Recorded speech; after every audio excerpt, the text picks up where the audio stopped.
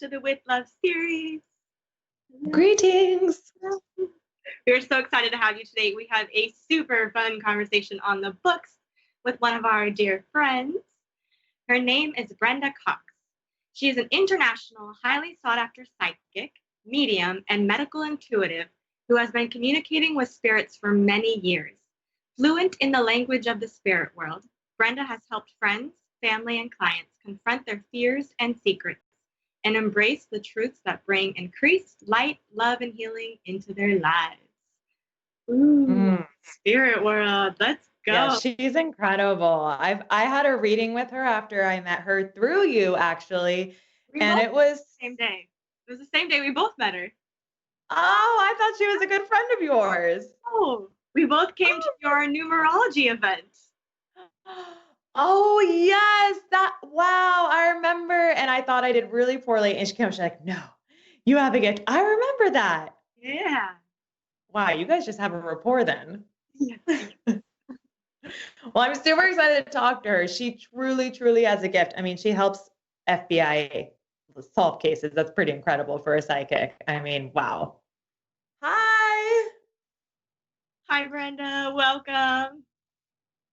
We are so excited for this conversation today. First of all, your energy, your presence, your love. You've been a dear friend, but also your abilities, your skills, your gifts. We are ready to talk about it, dive in, talk about the spirit world, all of it. Wait, Brenda, okay, so you are a psychic medium. Can we go back in time just a little bit? Were you born this way? Did you always realize you had these gifts? At some point, did you discover them? What was kind of the timeline here? I think we're all born with a gift. And I just assumed that everybody knew who was on the phone when it rang. I just thought everybody had these. Everybody could sense people and all the rest of that. I really got most in touch with them when I was driving home from Las Vegas to Los Angeles. And there was an accident. So we were stuck on the side of the road for hours. And I got home and I was in almost like a different state, felt like a jet lag sort of state.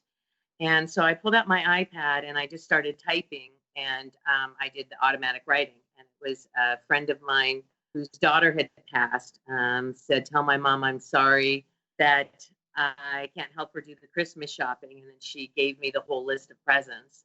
So I called the friend. I was like, I know this is crazy. And everything was right, except I had a book and she got a Nook. And it was Nooks had just come out. And so that was the first of it. And so I initially did it through automatic writing. And then it just started to be where my spirit guides, the more I grew spiritually, the more information I got. Wow. How old are you? Yeah, I was just going to ask that. I was, when I started actually using it, it was probably about 10 years ago. Wait, so after your children? Oh, yes. And I was, I always had this sense of, especially people, where I could just pick up on their energy. And it was something that I felt was really important to teach my children, because I remember watching on TV, there was this serial killer, and he was really handsome, and he went to an Ivy League school, and he came from this prominent family. And I remember thinking, what is it that would keep me from dancing with him at the disco? And the only thing is that sense. And so it was something that I really instilled in my children, was just like listening to your inner sense. And I really honored it in them. So it's something that I've always intuitively done. And then I started after the drive from Las Vegas, where I started doing it professionally. But before that, before I started doing it to the public, I did it for some of the top psychics in the world. And so I've been doing that for years. And then they kept saying, okay, you gotta take it to the people. So. Wow. Wait, so were you working a normal professional, or did you have a separate career job then? And I completely pivoted. Yes, completely doing a normal life. Was going through a divorce, so I couldn't really have it out in the open. doesn't look good to the judge. Yeah.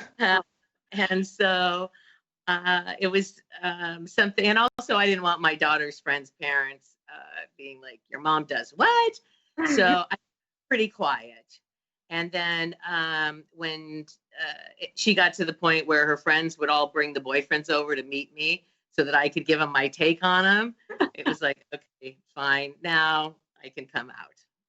Wow. That's so fascinating. It's crazy how healers can have such a negative connotation. Like, why are we afraid of people who have intuition? You know what I mean? Have developed these skills or these abilities.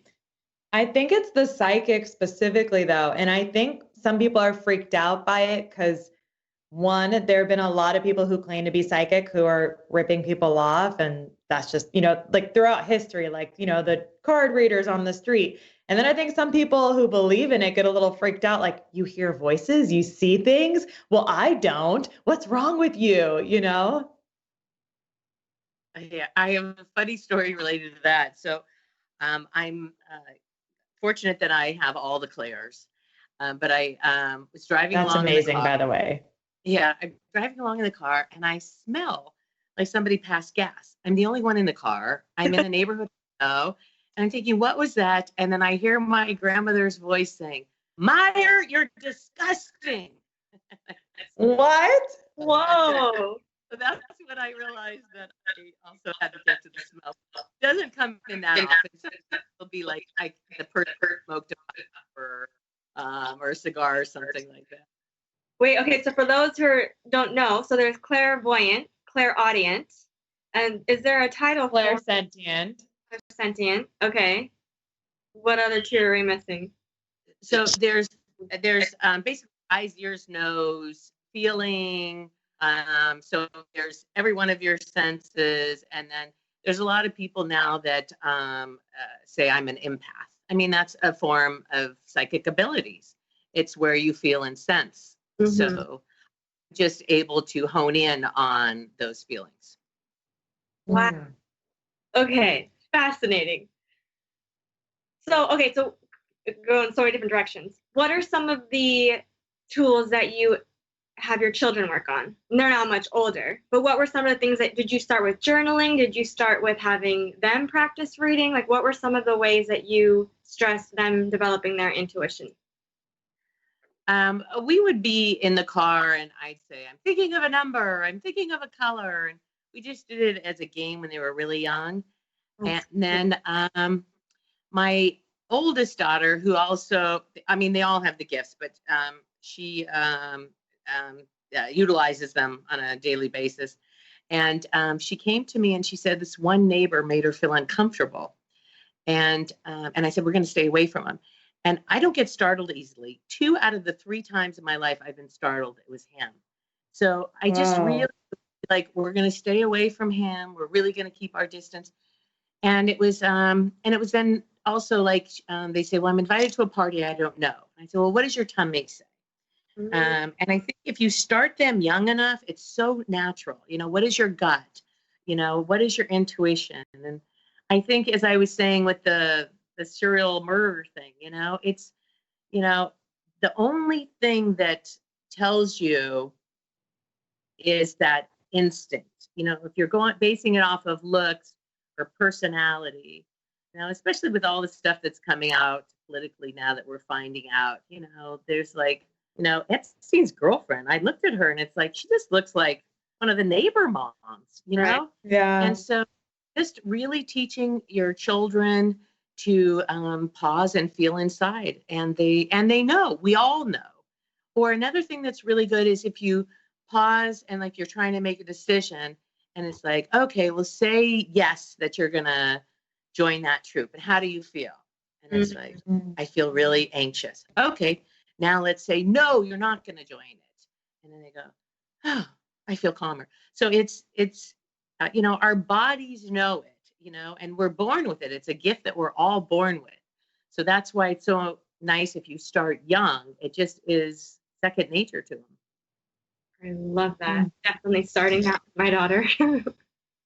And when you're doing readings or when you I know you worked with the FBI. When you come on a crime scene, do you just show up and then it all starts happening? Or is there like a process where you start to tap into your intuition in order to receive the messages?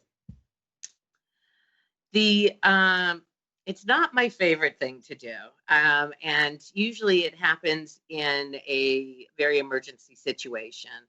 I got a call from somebody in England, and the father had gotten out of the Alzheimer's home, and they were trying to find him. And I said, they keep driving past him. He's sitting and he's curled up, and he looks like he's a homeless person, and they just keep going past him. And so it's difficult because there's a lot of emotion that comes with it. Whereas when I'm doing a normal reading, there isn't as much. And when I did a murder case, it was, they had the dogs out, and it's very frustrating. It's like the dogs are too far to the left. They're too far, and it's, there's not a lot. And I know they're not going to send dogs out again. So it's not my favorite thing to do, but it is very rewarding. We had a special needs boy that took a bus every day to school, and he got off at the wrong exit. So those have been the most. I think it is stressful because being a mom and everything like that, those ones are hard for me not to internalize. It isn't my favorite thing to do. And when I worked on one murder case where it was a very similar situation, he reminded me a lot of my daughter. And so that wasn't my favorite. I think my favorite is the mediumship. I really enjoy, I had a young lady, and she went into the field of recovery to try and save her brother's life. And unfortunately, he died. And so I said, your brother is wearing a Hanes white t-shirt, and he's walking around like it's an Armani suit, and he's just like strutting it. And she burst into tears, and she said every year for Christmas, she would buy him Hanes white t-shirts, and he'd say that was his favorite present, and so one chills. said, your son is showing me a statue. I said, I bought one. I have one from Bali. So I got up and I got it, and I brought it over, and I said, he says, you have this sitting on your nightstand. She walks into the bedroom and shows me that Saraswati, the exact same one, is sitting there. So it's, so for people that are doubters, it's like, you can't make this stuff up. There's just no way. So, but I think a good way to start is also with, there's no such thing as a coincidence. People are like, oh, I was thinking about you, and then all of a sudden you called. It's like, no, you were sending out an energy strand to that person. Yeah. So, and there's so much comfort that comes with that. I, in the middle of my divorce, and I was having a hard time, my phone rang, and it was my dad, and I'm like, hey, Dad, what's going on? And he's like, not a lot. He's like, what are you calling about? I said, I didn't call you. And it was his landline, and my phone was sitting on the seat of the car. And it was, and he was the perfect person to just give me the support that I needed in that moment. So, a lot of times it's like, yeah, it was really weird, or, oh, it was a coincidence. And we lost him, and the first Father's Day, I was driving along, and I was, I miss you so much. And then the song came on the radio, and it was Don't Cry, Little Girl. And then I started behind a car, and the license plate was a heart and then Jack. Nice. Wow. Because, we get these things all the time, it's, and once people pass, like sometimes it'll be butterflies, or I know some people are like huge bird people. I'm not really a big bird person, and I live right at the beach.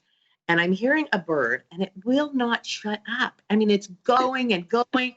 And finally, I open the door, and there's a redheaded bird. And my mom and my sisters and I are all redheads. And it was like, oh, my God. Boy, Dad, that must have taken a long time.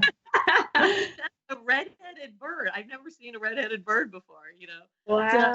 So it's, we get these signs from our loved ones all the time. And it just is noticing it and just knowing that it's their way of of just sending us love and letting us know that they're with us.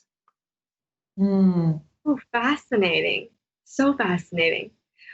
Wait, so do you, when you are communicating with loved ones who have passed away, do you often find that you're communicating with one person, or do they have a group like spirit guides, a council around them? Do you know what I'm saying? Yeah, the last reading I had actually, a fairy came through, and I swear the whole reading was hijacked by this like fairy that was pointing out all these things that just were completely irrelevant to my life. I was like, wait, where are my guides? Where are my ancestors? I need help right now. Why is there this fairy creature? So like, who do you always know who you're talking to? Are you intentional about who comes in, or do you just open the door for whoever? Well, I initially I opened the door for whoever, which isn't a great way to do it. And so now I a prayer that I say first, and I call in only the highest, most benevolent beings. And but it's been interesting. I've learned so much from the. There was one of my favorites was. I used to say to people, if they felt like they were nervous or closed, I'd have them open their crown chakra, and I'd say, and then let's just funnel in the light. And so I was doing this. It was her aunt, and she was this New York Jewish lady, and she goes, so why are you funneling it in? Why don't you just open the thing all the way up? And I was like, oh my gosh, thank you so much. So you get to know like their personalities. I have a good friend that's a world-renowned psychic, and I said to her, "Your aunt keeps saying, lovely. Oh, that's lovely." And and usually psychics don't get. She's like, oh, she's like, my sister and I always made fun of our aunt behind her back by doing that. So it's really fun, but you get to know the personality of the person. And I had one where half of him felt dark and half of him felt light. And I said that, and they said, oh, he was bipolar. So that was very interesting. And then I've had a few that are in the waiting area. And sometimes it's a little harder for them to stay with it as long, and they send a little more pictures because they don't have as high of energy. And I had one time where he had been a drunk and just a bad father in every way, shape, or form. And he was still trying to drink and smoke through a son that was a drinker. So Wow. it's very interesting. But he wasn't willing to, he was like, I'm not changing. This is who I am. This is how I am. And then 24 hours later, and I usually don't invite him back in, but he pushed his way in and he said, boy, my daughter really hates me. He's like, I think I'll consider doing the work. Like he became willing to be willing. And so that was special. But, and then another one, he's very successful movie star. And he was one of the kind of sex gods. Yeah. And his wife had passed, and at the end, she said, "Can I send him my love through you?" And I said yes, because both of their energy was really clear. And when she sent the love through me, I just started crying. I had never felt love at that intensity. I mean, it was the most pure, intense love, and so, I mean, it's been such a gift. I have one client, and she lost her son really young, and she had a lot of guilt. It's very much you're as sick as your secret. She would feel guilty because she said, I was thinking I'm so glad he died before now because I wouldn't want him to be alive for COVID. She goes, what kind of mom thinks that? What kind of mom says? I said, the kind of mom that, that doesn't want their kid to be alone, And what happened was she was able to share her secrets that she couldn't share with anybody, that she felt so guilty for, and that felt like such huge pressure, you know. And she said, I used to hug my son and I would feel like he would fill me with energy. And she's like, what kind of mom? And it's, you know, I think being able to tell somebody that it's okay to feel what you feel, it's okay, you know, this we're as sick as our secrets. When you say it out loud, you know, all the scary, all the bad goes away. And I've had one client in all these years that has scared, that has been like, whoa, like where I've been shocked. And the rest of the time, the people are just so amazed that it's like, yeah, okay, you know, it just. But the other thing I must say is I have a lot of really close friends, and I felt like my friends and I share everything. And boy, when you're doing a session with somebody, you're like, wow, this is a whole new level. Yeah. There's a reason why we don't see people's thoughts. It is. Yeah. So do you feel that you're kind of always in communication with people's ancestors and spirit guides? Like, for example, like when you signed on here, were you suddenly bombarded with like Ariel and Mai's guides? Or is it one of those things that it's like a faucet, you turn it on, then you turn it off? You have to turn it on and turn it off, or you're just exhausted all the time. Initially, it was really fun. I would be, you know, sitting in a restaurant and it'd be like, oh, you know, like boom, boom, boom, boom. But then you end up exhausted because it's too much energy. I have a few clients, loved ones that I've established like a relationship with, and every once in a while, a lot of times it's the younger ones. I guess it's a mom, and they'll say, you know, would you please just text my mom, and you know, just tell my mom that my favorite was that it's okay to play with my Breyer horses. I'm not coming back. I'm not going to use them. It's okay for my brothers to use them. It's like, and so I texted her, and she's like, I just yelled at them for using their brother's toys, you know. And so, and for her, it's like, you know, it's worth $1 million.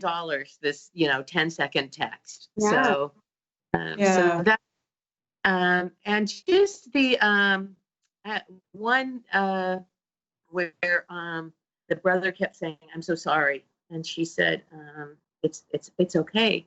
And he said, no. He said, I'm so sorry. And she's like, it's okay. And then the mom said, he said it. He said, no, it isn't okay.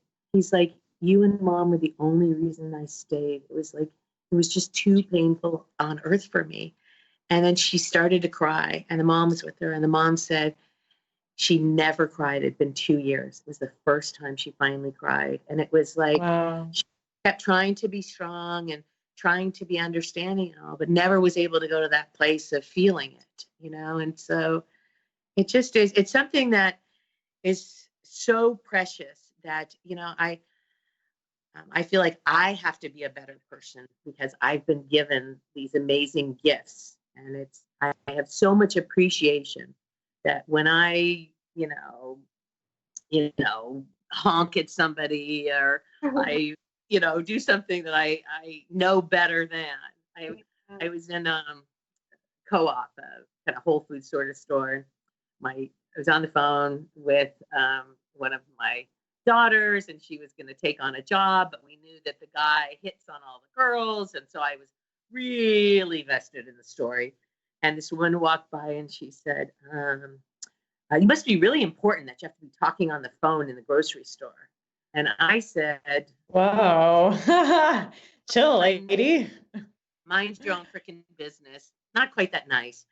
And then I'm walking around the store, and I'm like, so I get in line, and she is in the next line facing me. And I walked over, and I said, I'm sorry. I said, there was no excuse for what I said. I said, I was caught up in a conversation with my daughter. I should have never said that. And she said, no. She goes, it was none of my business. And we hugged. And it was like, if I didn't have these gifts, I wouldn't feel the need to do that. I'd just be able to leave and like, wow, that kind of get on the phone and call a sister and be like, well, that's horrible. So I find that it really does make me, raise my vibration so that I am the kind of person that deserves these gifts. That's good. You're mindfully aware of how you behave, act, speak, talk. Wow. What a standard. Would you say that most messages that come through then are focused on love? No, sometimes I'll have somebody that's going through a divorce. Sometimes I'll have somebody, there's been embezzling with a business or, legal battles and things like that. So it isn't always love. And it's, I try and take the high road, but there are times where it's like, you know what, this person, is not looking out for your best interest. I'm not seeing, I would beware. So there are times where I wouldn't call it a negative message, but I'm a pretty straightforward person. So, I obviously wouldn't say to somebody, I see you dying in 3 months or something like that. But I am pretty straightforward. I have one woman who's having trouble with her marriage, and it's like, I'm like, the energy that you approach him with is really negative. Like, you walk up to him and you can feel you're thinking you're an ass, and so she's like, well, he is, but so it's, I'm pretty honest. I try and always come from, well, I always come from love. It's always coming from love, but it isn't always what they want to hear. Yeah. Well, last time I saw Brenda, actually, I was telling her about a situation that was really bothering me.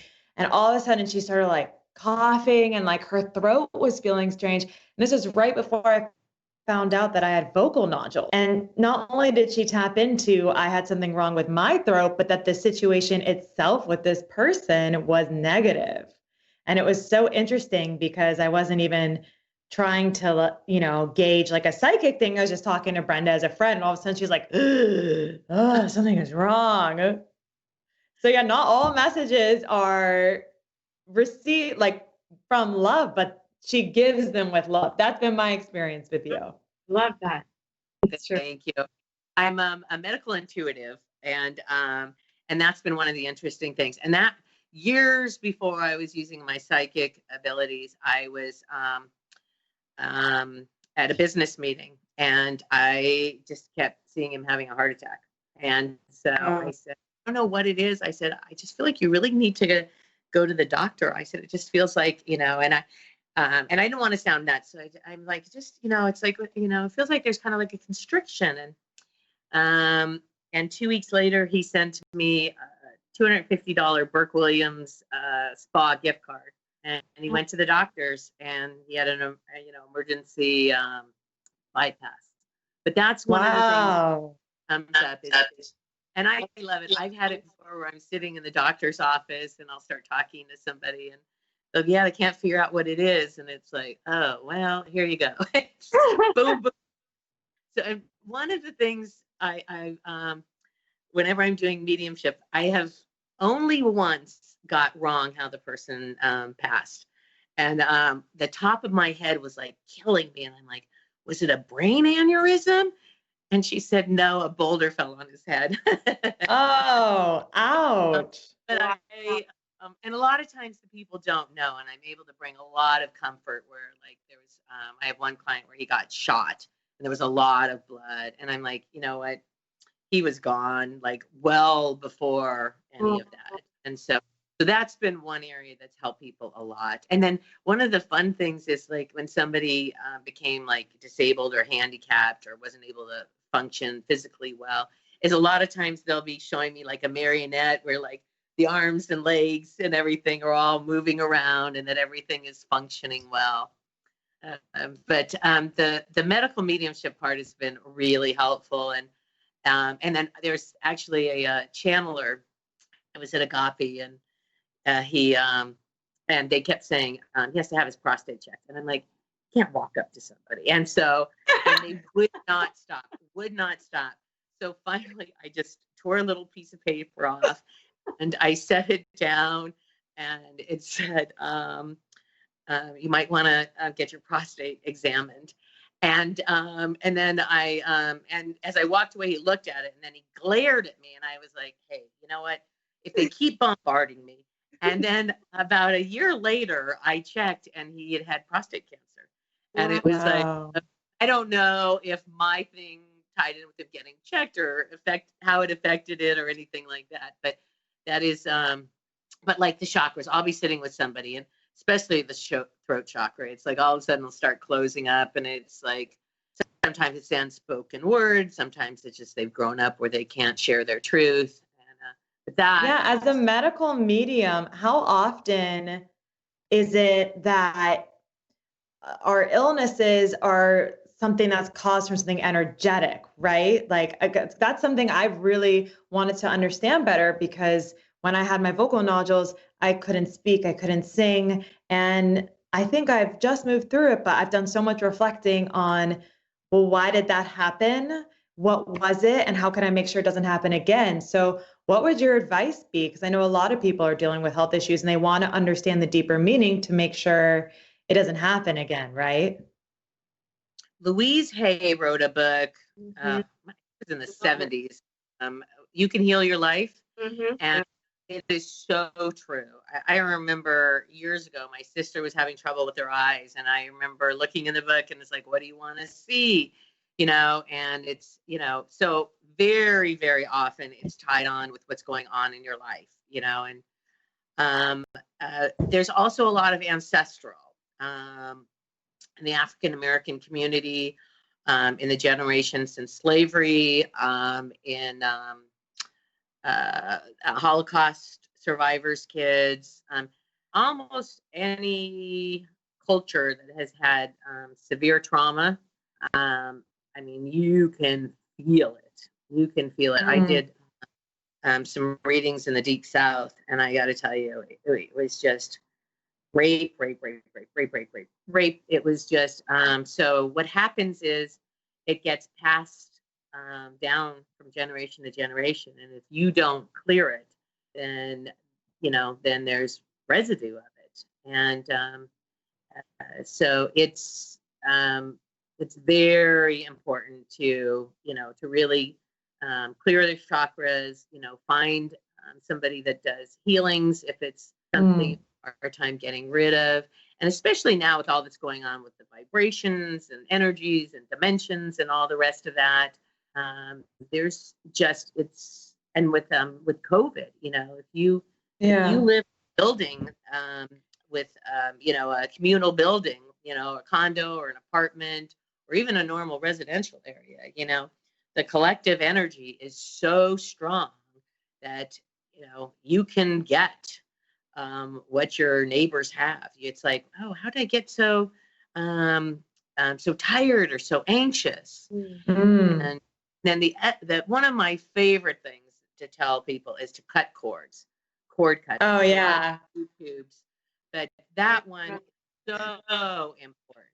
It's so important because on another talk we can get into like the thing with sexual partners and how you get the courting with that. But, amongst your family, I had a situation. How do you cut cords if you live with your family and it's not the best vibe? Do you have to do it every night, every morning? Like, what's your advice? Like, help a girl out here. I love to think that, it's that I would do it every night and every morning and all. It's something where you just, it's having like a Sunday habit or something like that, where you just, Sunday morning, you have, breakfast, and then you go outside. I love finding a favorite tree. I live in a condo complex, so I can't hug it, but I lean against it. I bring it a cup of water, and I ask permission, and then I lean against it, and then I just open my crown. I really enjoy calling in Mother Nature, Goddess Pele from Hawaii. I just adore. And I call them in, and I first clear me, and then I cut the cords. Every once in a while, I'll have to get like the clippers like you would use in the garden, because it's not like a normal. And I do find that the ones that are like on the side of the neck or in your back are clearly not people that you would have, because you're corded to your children, to the your family, the people you love.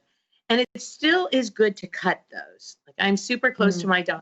When I do a cording, I cut all the cords, including them. And then I ask my guides or I not my guides. I call in my angels, and I say, please allow fresh cords, with the new energy and the clean energy, and so that we aren't living in 6 months ago or a year ago or something like that. And then Epsom salt baths also. Every once in a while you'll be around somebody and you just feel like, ooh, like you get tired or you just or something like that. And it's really good just right away to just call in your angels or whoever you connect with. Kuan Yin, I really like a lot as well. And just say, please clear that. And then just to do a quick, Denise Lynn I just love her. Just one of the most authentic, genuine, what you see is what you get. And she says, like, when that happens, you go, shoo, shoo, shoo. To me, it's almost like, I love that. I had an acupuncturist tell me that when she walks through doors, she imagines like once she enters that door, all the energy leaves. That's not hers. So sometimes I like to think about that when I like enter the door to my room. I'm like, okay, everything else is gone. This is just Care Heartland in here now. Yeah. And making it your sacred space. I'm really careful, like if I'm going to be in an airport or at a mall or anything like that. In the mall, it's like, I get so tired and I love shopping, but it's like, why am I so tired? And it's like, oh, that girl that just walked by is like, I'm so fat. I have no money. And all these things that everybody is feeling around. And this isn't just me. I mean, everybody gets it. We are one. So it is so important when you're going to be going into a public space to really do a good job of just putting a protective bubble around you. That, other people's energies, you can have it bounce back, or that it, goes to spirit, but just so that you don't end up coming out, just having caught all these other people's thoughts and emotions. I do that every morning in one of my meditations. Imagine my white bubble of protection coming through. But wow, I just lost my train of thought. But yeah, it's one of the practices that I do every single. Oh, that's what I was gonna say. And that's one of the nice things about this period of time we're going through with the distancing. But we're strengthening our auras, our energy fields right now, because we do have that physical distancing happening. So we really get to kind of put that protective white light as we venture back out into the world. Also, when you're going to bed at night, especially with the frequencies as they've been more recently, is I have written down a prayer. It takes under 30 seconds.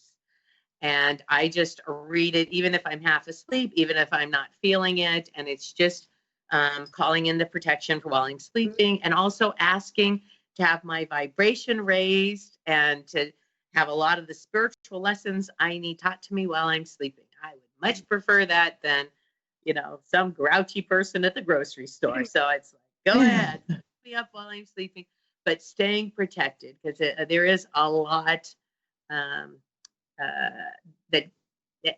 when you're sleeping, if you're high or if you're drunk, you are open and you are susceptible.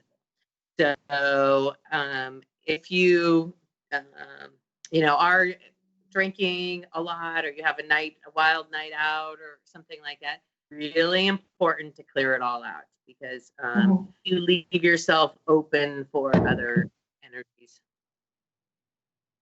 I love that. Wow. I actually wrote your prayer you shared on my bedroom wall, so I do the same. Yeah. I love that. For me, Yeah. I've had times where I've had to, exit relationships. My visual is like, bring out that sword, that axe, cut that cord completely. But then it's really important that we also bring in white light to heal the area, so we don't just leave it open, And that's one of the things when I'm doing clearing, I very quickly afterwards do bring in the white light, because I find that after you do a clearing, if you aren't calling that in, human nature is that things kind of go back to how they were. So once I've done it, a lot of times I need to ground, and so I'll go stand on grass or dirt or lean against a tree, even in a busy area. And I picture that there are roots growing from my feet into the ground through whatever the foundation is, and then all the levels of the earth, and I'm at the ocean, so the bottom of the ocean, and then I just empty it all out for Mother Nature to just clear it all. And then I instantly bring in, it's not always white light, sometimes it's kind of a volcanic color or whatever is calling to the moment, and I just fill myself in with that. That. Do you have other tools that you use for your morning ritual or your spiritual practice? Because you're a giver, so you're constantly giving, but what are you doing to fill your cup? What are some of your tools? Well, I love my crystals. Oh my God, that's huge. I know. My one of my daughters gave it to me for Christmas, and it was like, but I wear a lot of crystals, and I as are a lot of light workers, can be very ADD, and so I have to have something that just really set. It has to be, and it has to be short. So I just have a prayer that I do in the morning that is asking for what it is I want, and asking for me to be a being of light, and then I have to remember, this is an odd one, but it actually works really well. I used to go to England a lot. My ex-husband's family were there, and it would be very stressful. And by the end of the day, if I hadn't been checking in, I would just be like, ah. So every time I'd go to the bathroom, because it's the only thing I knew I would do at least a certain number of times a day, and I would be alone, I would just pause, and I'd call it taking my temperature, and I'd just close my eyes and I'd say, how you doing? Okay.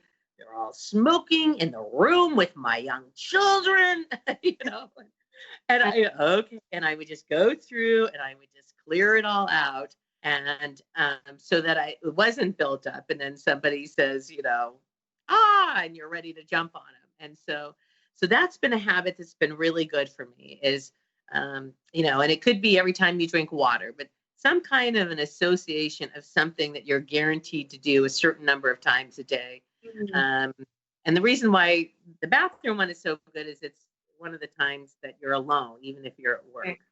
And we all have to go, so there's no excuse. That's a really good one. Why do you think it is that so many light workers have or are diagnosed with ADD or ADHD? I think because we're in both worlds. Yeah, I feel that. When my dad got diagnosed with Alzheimer's, I had a psychic friend say to me that people with dementia are in both worlds. They go back and forth between the two worlds. And it was super helpful, because it wasn't like, oh gosh, he's out there in the ethers. It was like, oh, he's in heaven. And one time I said to him, when he was having a more cognizant moment, I said, Dad, what's it like in heaven? He goes, oh, your grandmother is so young and beautiful. And it was like, oh, so it really was nice to, but so I think that it's hard because, you know, if it was up to me, I'd just be living in those space all the time.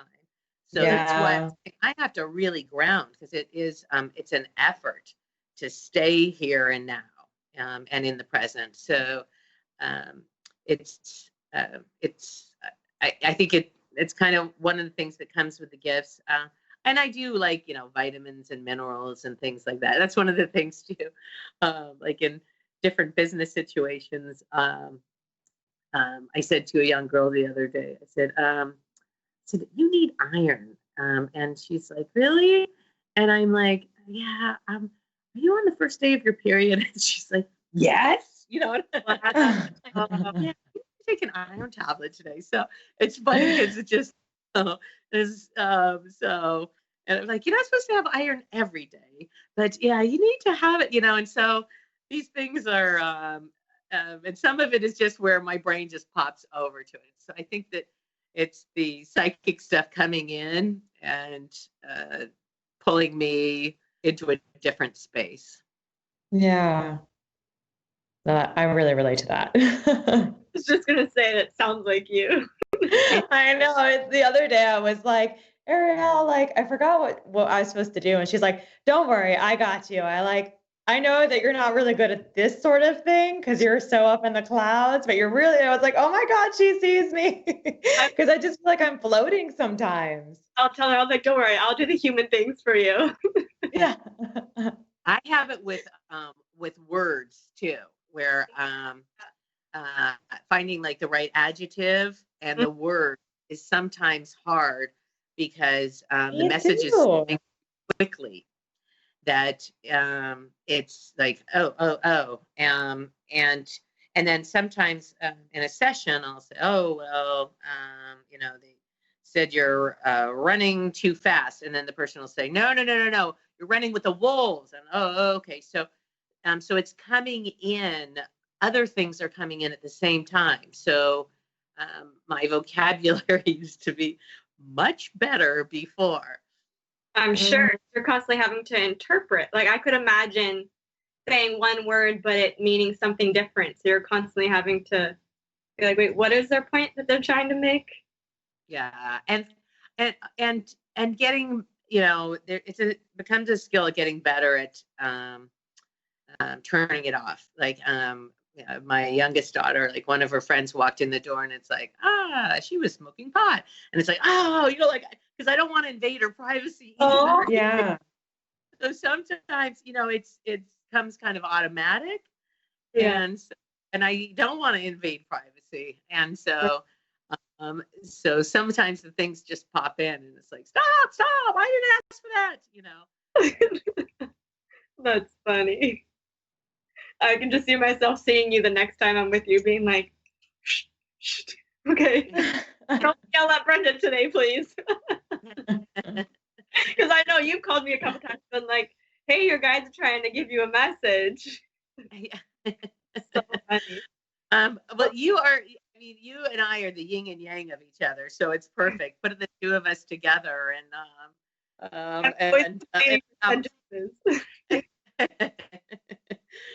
but yeah, I think the main themes that run through the readings are your sick is your secrets. You know, find somebody or something that you can talk to, you know, a stranger or something. But once you said something out loud, it's so much less weight on you. And the other thing is that we are so alike, you know, and you know, chances are if you there's a saying, if you see it, you've got it. If you there's a great saying, but like you know, if you notice it in somebody else, chances are that you have it yourself. And then the other thing is that I see most things as giving me a message.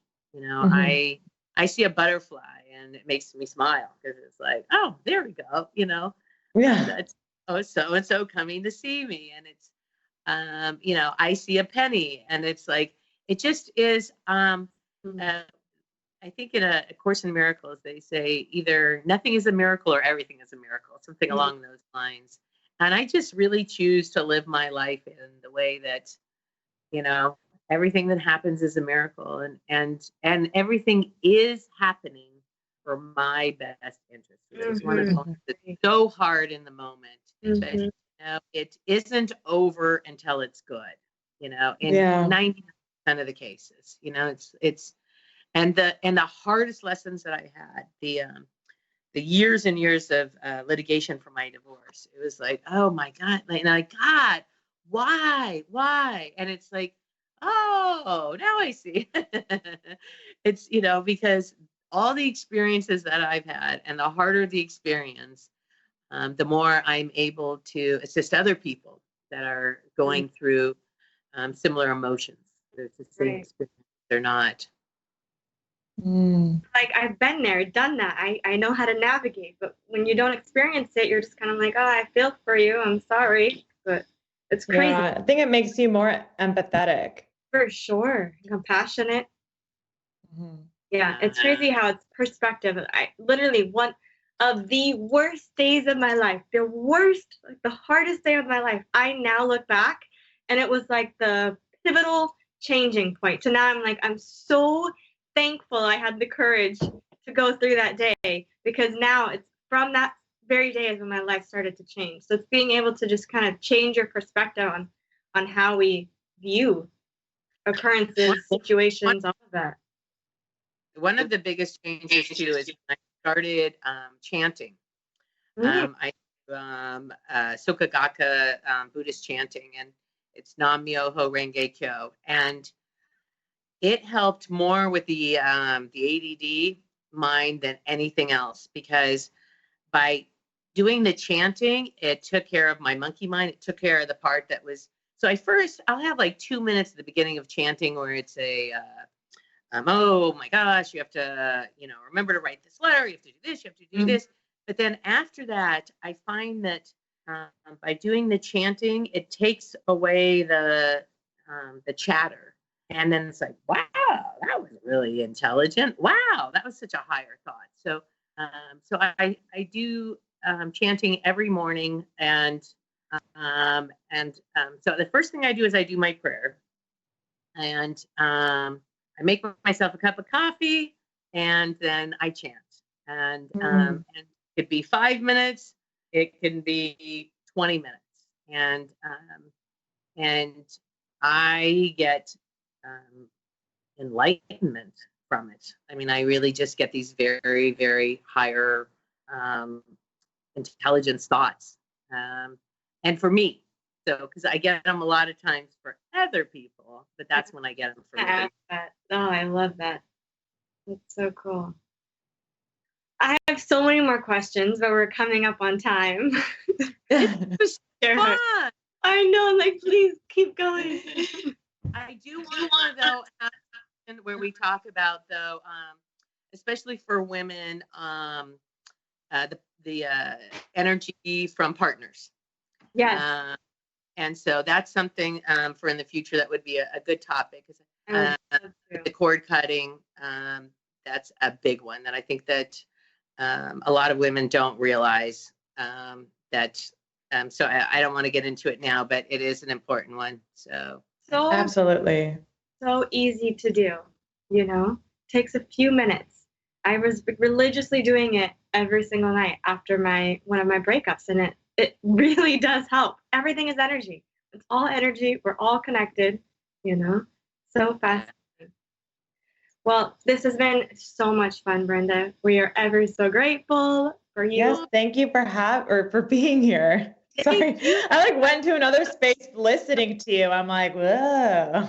This is so fun. I loved it. Thank you, guys. And it's such a treat. And I'm so glad you guys are doing this, because it just is, it's now is the time that, we're open and we're ready to have our frequencies raised. And it's the light workers are really getting to call in the light and bring forward amazing things. And that's what you guys are doing. You guys are light workers, and you're bringing in important messages and just raising the vibration. So thank you. Thank you. That's the goal. Just talking about Thank it. you. Humanizing it. Yeah, for sure. Well, thank you, Brenda. We'll speak again. you. Thank you, Brenda. You are magical. Oh, thank you guys.